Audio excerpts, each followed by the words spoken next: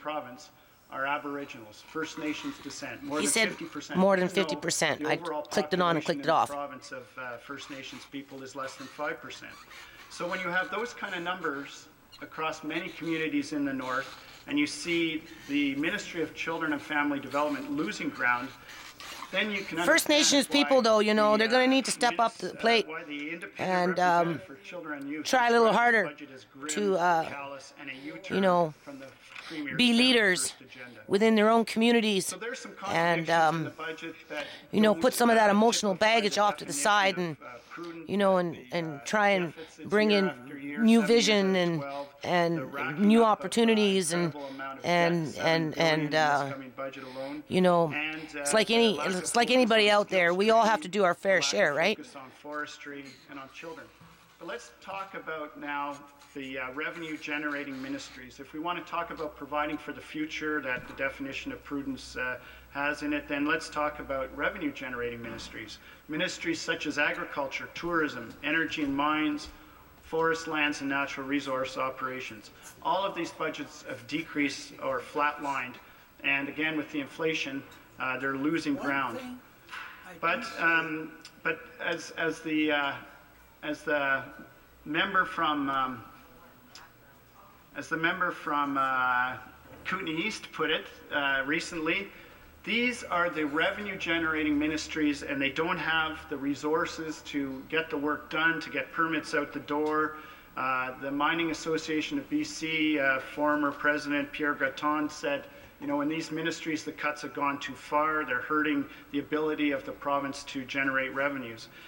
When I looked at this budget document, and it's specifically from a mining perspective, we see a reference to backlogged permits. And there is supposed to be $12 million booked for this coming budget year to help address those backlog permits. I couldn't find it in the budget document, and I'll be questioning both the ministers who are responsible, the one that holds about 6 portfolios and the other minister of forest lands and natural resource operations, around where that $12 million. I'm going to say it like this, and I'm going to use the complex where I used to do a lot of children's programs at. You know, even though there was a lot of strife and a lot of naysayers in there, you know, always trying to shut me down and embarrass me and called cops on me and did all this other crap just to discredit what I was trying to do. At the end of the day, since I've been gone, you know, I mean, there is a video up on this channel where you know, the children themselves say that, you know, the majority of them just stay inside, nothing for them to do. And you have to remember, these are bug-infested buildings, right? So, you know, they should be outside, right, and running around. And so anyway, what happens is when people live in these types of environments, they get kind of desensitized to the issues that are affecting them. So, you know, poverty breeds poverty, right? And, you know, people mimic what's in front of them. They mirror, you know, monkey see, monkey do, right? So if there's a level of violence and there's nothing in there to replace that with, you know, something positive, then obviously it's going to compound and get worse. Well, same thing with the interior in some of these communities, you know. So at some point, the communities themselves, whether it's a complex, you know, a building, apartment building or whatever, or, you know, a district or a rural district, you know, someplace out in the mountain there, you know, people need to want better. That's the first thing. You have to want something better for your community. You have to want something better for the kids. And then once you decide that you want something better, then you have to come up with ways to start introducing what it is that you'd like to bring to that area. So, you know, we'll just use painting rocks and drawing pictures and playing music and, you know, snack, and we'll just use basic things like that. So once you decide that this is what you want for your community, then you have to find a way, you know, to start implementing that. Now, whether that comes from one person's pocket, like it did with me when I was out there doing what I was trying to do, and then, you know, people drawing on that, which, you know, can get pretty expensive, and then at a point you get to the point where you burn out.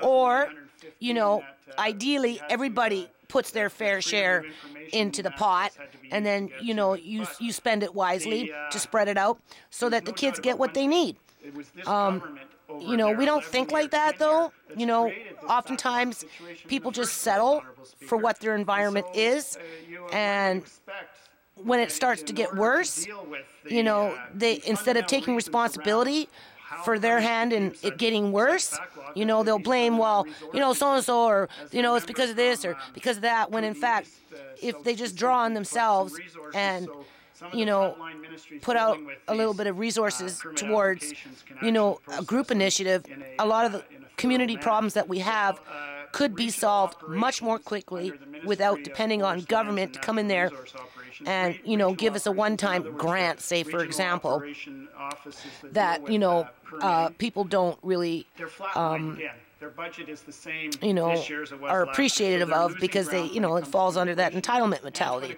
So we really need to break away from the entitlement mentality and think about being participants to building up our communities as individuals in a group setting that relates directly to the communities that we live in. We got to get off the feel sorry for ourselves pot.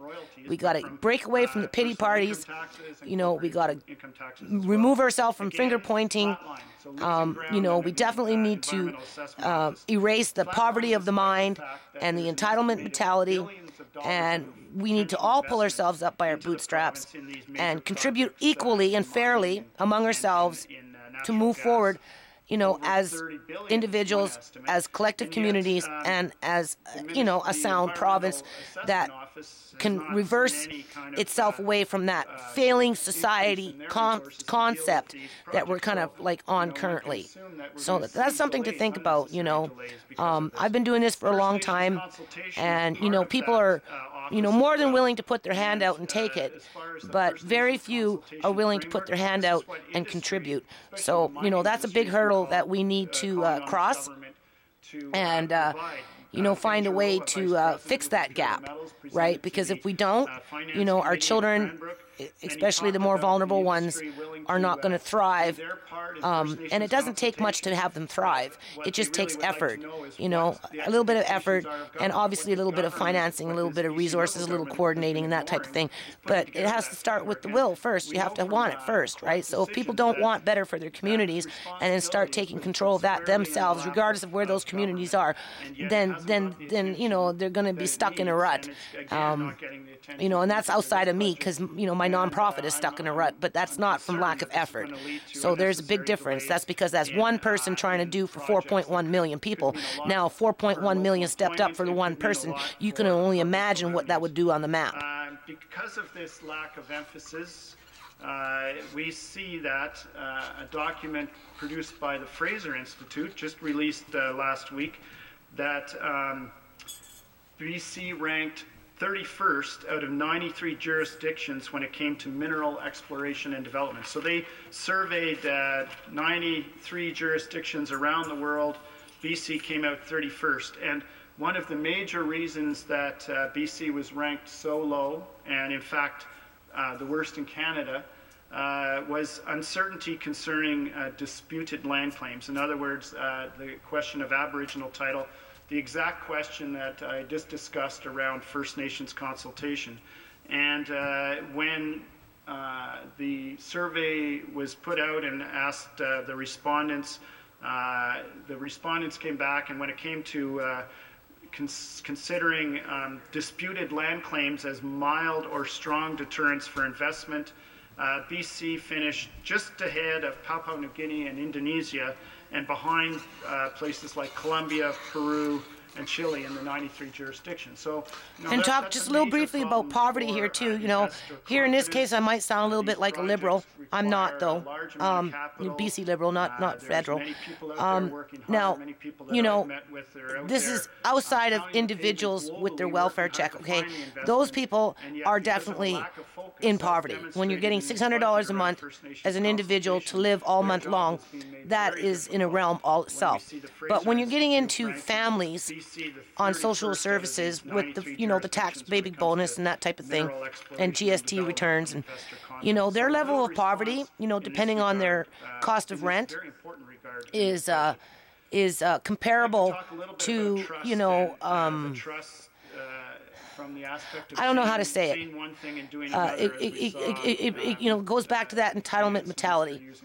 We need to break the entitlement mentality where poor families have convinced themselves that they're entitled to have everything given to them based on the fact that they're on, the receiving end of social service safety nets. And therefore, because of that entitlement mentality, they don't feel that they should contribute back towards a community service program based on the fact that they're convinced that they're poor. But the level of poverty in Canada, is nothing compared to a developing country where, people don't have social service safety nets. So oftentimes, Canadian poor people, we take advantage of that. And, we forget our blessings. And we feel that we don't have to contribute anything into the pot, that it's our right to stand in line and wait for our turn to get the handout. And this needs to change. We can't depend on rich people to pull us out of the rut. We have to help to pull ourselves out of the rut.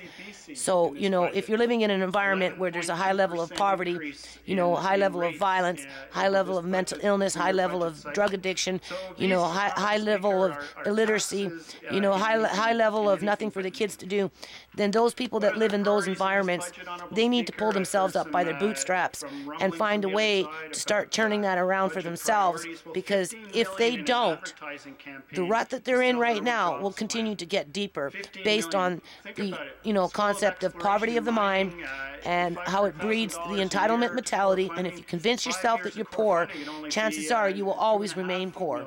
So that's something to think about, right? And 2.6 million annually for we're in a blessed country, and we need to take our blessings and we need to use that to our advantages, personally as individuals and communities, and we need to have communities take advantage of that blessing.